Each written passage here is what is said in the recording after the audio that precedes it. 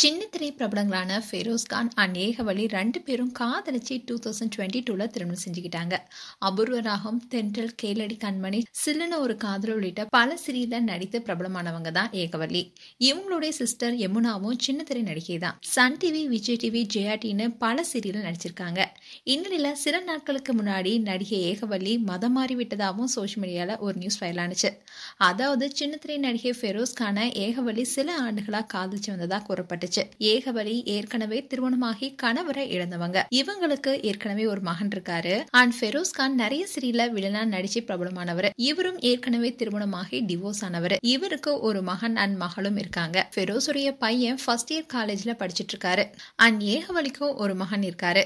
இவங்க 2 பேருக்குமே இது 2வது திருமணம். இவங்களுடைய திருமணத்துக்கு ஃபேமிலி ரொம்பவே சப்போர்ட் பண்ணிருக்காங்க. 2 பேருடைய குழந்தைகளுமே ரொம்பவே ஆசைப்பட்டு இவங்களுடைய 2வது திருமணத்தை பண்ணி வச்சாங்க. இவங்களுடைய திருமணம் இஸ்லாம் முறைப்படி வீட்லயே பண்ணிருக்காங்க. இந்நிலையில தான் ஏகவலி தான் கர்ப்பமா இருப்பதா சோஷியல் மீடியால ஒரு போஸ்டும் போட்டிருந்தாங்க. அண்ட் ஃபெரோஸும் ஏகவலியும் 2 பேரும் ரீசெண்டா பல யூடியூப் சேனலுக்கு இன்டர்வியூ கொடுத்திருந்தாங்க. ஏற்கனவே இவங்களுக்கு 3 கிட்ஸ் இருக்காங்க. அண்ட் இப்போ இந்த குழந்தைக்காக காத்துட்டு இருக்கோம்னு சொல்லியிருந்தாங்க. அதோட எங்க 3 பசங்களுமே நான் கர்ப்பமானத்துல இருந்தே என்னை ரொம்பவே கேரிங்கா பாத்துக்கிட்டாங்கன்னு ஏகவலி சொல்லியிருந்தாங்க. அண்ட் இவங்களுக்கு சி செக்ஷன் தானே அப்பவே சொல்லியிருந்தாங்க. இந்நிலையில இவங்களுக்கு அழகான பெண் குழந்தை பிறந்திருப்பதா அவங்களுடைய இன்ஸ்டாகிராம் பேஜ்ல சந்தோஷமான விஷயத்த ஷேர் பண்ணியிருக்காங்க. அண்ட் இந்த தம்பதிக்கு ஏற்கனவே 2 மகன் அண்ட் ஒரு மகளும் இருந்தாங்க.